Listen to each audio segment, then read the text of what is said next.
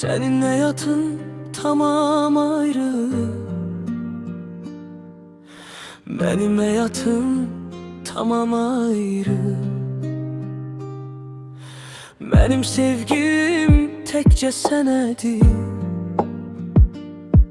döyünen yüreğim bir tek senledir. Sevirem seni men deliler kimi, senin mənə gerektir. Sen yanımda olanda susur derdim.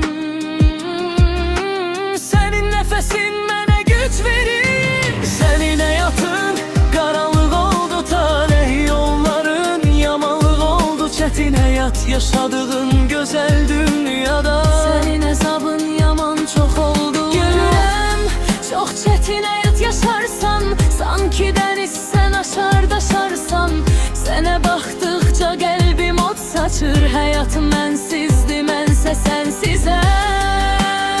Seninle bir tek, seninle bir tek, benim yüreğimde yerin bir tek. Seninle bir tek, seninle bir tek, bu sevgi sene değil sene tek. Derdine yüküne şerik tut beni, senin azabına dayak tut beni.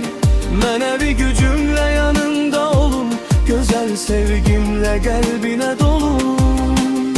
Her günün üstünde ağır iz gördüm, sükutun içinde sen sesini duydum. Yorulan çiğlerin tek kalmayacak, ben gelen yerinde seni tutacağım. Dünya sert gelirse sert dursun, koy ben senin yanındayım, buradayım. Oy bir bakışın yeter kayıdım sana, senin ağrın benim canımda sönmez.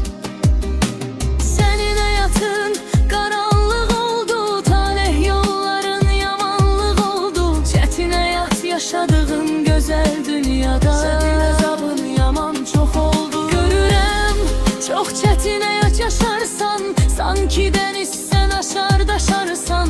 Sene baktıkça kalbim ot saçır, hayatım mensizdi mense sensizem. Seninle bir tek, seninle bir tek, benim yüreğimde yerin bir tek. Seninle bir tek, seninle bir tek, bu sevgi sene değil sene tek. Derdine yüküne şerik tut beni, senin azabına dayak tut beni.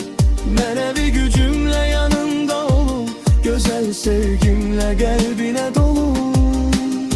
Koy bu dünya ne dese desin, sen benim sığınağım ben seni.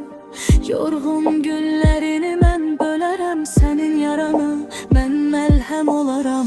Eğer gece ağır uzanarsa, ümit kimi adın dodağımda kalarsa, ben buradayam geri dönmerem. Sen gülene kadar senden gitmerem.